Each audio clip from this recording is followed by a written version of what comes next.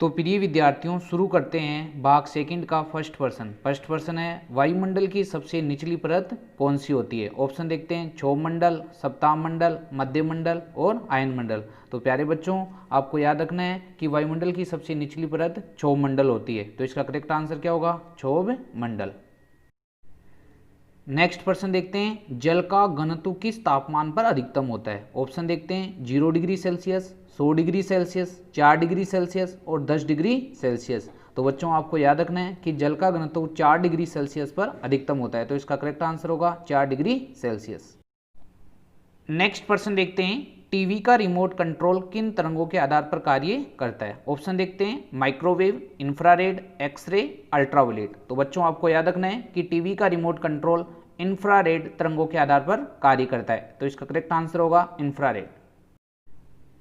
Next प्रश्न देखते हैं, वाहन में कार्बोरेटर का प्रयोग निम्न के लिए किया जाता है। ऑप्शन देखते हैं, पेट्रोल तथा हवा का मिश्रण, पेट्रोल इंडिकेटर हेतु, इंजन की पिस्टन को सही रखने के लिए, वाहन बैटरी चार्ज करने के लिए। तो प्यारे बच्चों, आपको याद रखना है कि कार्बोरेटर एक ऐसी यांत्रिक युक्ति है जो आंतरिक दहन इंजन के लिए हवा और द्रव ईंधन को मिश्रित करती है। मैं दोबारा से बता रहा हूँ, कार्बोरेटर एक ऐसी यांत्रिक युक्ति है जो आंतरिक दहन इंजन के लिए हवा और द्रव ईंधन को मिश्रित करती है। तो इसका करेक्ट आंसर क्या होगा? पेट्रोल तथा हवा का मिश्रण, क्योंकि पेट्रोल द्रव ईंधन हो गया और हवा ये इसको मिश्रित करने का कार्य करती है।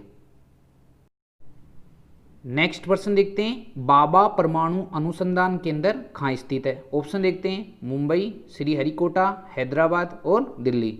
तो आपको याद रखना है कि बाबा परमाणु अनुसंधान केंद्र मुंबई में स्थित है। तो इसका करेक्ट आंसर होगा मुंबई। नेक्स्ट प्रश्न देखते हैं, पेंसिल का लेड है। ऑप्शन देखते हैं, ग्रेफाइट, नारकोल, लेबलिंग और कोयला। तो आपको याद रखना है कि पेंसिल का लेड एक प्रकार का ग्रेफाइट है। तो इसका करेक्ट आंसर क्या होगा? ग्रेफाइट। नेक्स्ट प्रश्न देखते हैं, अधिकतम प्रोटीन वाला वनस्पति खाद्य है। ऑप्शन देखते हैं, चना, मटर, सोयाबीन और अरहर। तो आपको याद रखना है कि अधिकतम प्रोटीन वाला वनस्पति खाद्य सोयाबीन है। तो इसका करेक्ट आंसर क्या होगा? सोयाबीन। नेक्स्ट प्रश्न देखते हैं, डायबिटीज में रोगी का बढ़ जाता है। ऑप्शन देखते हैं, नमक, शक्कर, खारी और बनास। तो प्यारे बच्चों, आपको याद रखना है, डायबिटीज जिसे मधुमेह कहा जाता है, उसमें शुगर, ग्लूकोज या शक्कर की मात्रा बॉडी के अंदर क्या हो जाती है? ज़्यादा। तो इसका करेक्ट आंसर क्या है? शक्कर। नेक्स्ट प्रश्न देखते हैं, चंद्रमा पर ले जाने पर वस्तु का भार। ऑप्शन देखते हैं, बढ़ जाता है, कम हो जाएगा, वही रहेगा, थोड़ा सा बढ़ जाएगा। तो प्यारे बच्चों, आपको याद रखना है कि चंद्रमा पर ले जाने पर वस्तु का भार कम हो जाता है। तो इसका करेक्ट आंसर है कम हो जाएगा। नेक्स्ट प्रश्न देखते हैं, शुद्ध सोना होता है। ऑप्शन देखते हैं, 20 कैरेट का, 22 कैरेट का, 24 कैरेट का और 26 कैरेट का। तो आपको याद रखना है कि शुद्ध सोना 24 कैरेट का होता है। तो इसका करेक्ट आंसर है 24 कैरेट। और आपको ये भी याद रखना है कि सोने की शुद्धता किस में नापी जाती है? कैरेट में मापी जाती है।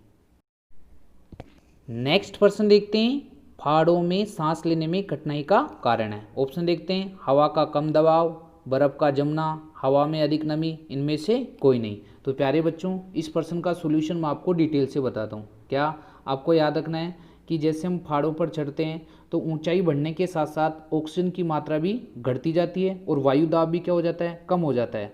जब हम पर्वत पर चढ़ते हैं तो हमें अधिक ताकत लगानी पड़ती है और पर्याप्त मात्रा में ऑक्सीजन नहीं मिल पाने के कारण हमारे को सांस लेने में क्या होती है? कठिनाई। तो इसका करेक्ट आंसर है हवा का कम दबाव। अच्छा प्रश्न है, याद रखना है। नेक्स्ट प्रश्न देखते हैं, विटामिन सी का उत्तम स्रोत है। ऑप्शन देखते हैं, सेब, आम, आंवला और दूध। तो प्यारे बच्चों, आपको याद रखना है कि विटामिन सी का उत्तम स्रोत आंवला है। तो इसका करेक्ट आंसर क्या होगा? आंवला। नेक्स्ट प्रश्न देखते हैं, डायलिसिस का उपयोग किया जाता है। ऑप्शन देखते हैं, दिल के लिए, दिमाग के लिए, गुर्दे के लिए, यकृत के लिए। तो प्यारे बच्चों, आपको याद रखना है कि डायलिसिस जिसे रक्त अपूर्ण भी कहा जाता है, ये गुर्दे या किडनी के लिए किया जाता है। तो इसका करेक्ट आंसर है गुर्दे के लिए। नेक्स्ट प्रश्न है, गाय के थनों से दूध उतारने वाला हार्मोन है। ऑप्शन देखते हैं, सोमेटोट्रोपिन, ऑक्सीटोसिन, इंटरफेरोन और इंसुलिन। तो आपको याद रखना है प्यारे बच्चों कि गाय के थनों से दूध उतारने के लिए ऑक्सीटोसिन हार्मोन के इंजेक्शन लगाए जाते हैं। तो इसका करेक्ट आंसर है ऑक्सीटोसिन। नेक्स्ट प्रश्न देखते हैं, वायु प्रदूषण का मुख्य कारक है। ऑप्शन देखते हैं सीसा, तांबा, जस्ता और सोना। तो आपको याद रखना है कि सीसा वायु प्रदूषण का मुख्य कारण है। तो इसका करेक्ट आंसर है सीसा। नेक्स्ट प्रश्न देखते हैं, HIV से होने वाला रोग है। ऑप्शन देखते हैं ट्यूबरक्लोसिस, चेचक, कैंसर और एड्स। तो प्यारे बच्चों आपको याद रखना है कि HIV वायरस से एड्स नामक रोग होता है। तो आपको याद रखना है, और आपको ये भी याद रखना है कि HIV की फुल फॉर्म क्या होती है, ह्यूमन इम्यूनो डेफिशिएंसी वायरस, और एड्स की फुल फॉर्म होती है एक्वायर्ड इम्यूनो डेफिशिएंसी सिंड्रोम। तो ये दो इंपॉर्टेंट और एक्स्ट्रा पर्सन है जो आपको याद रखने हैं।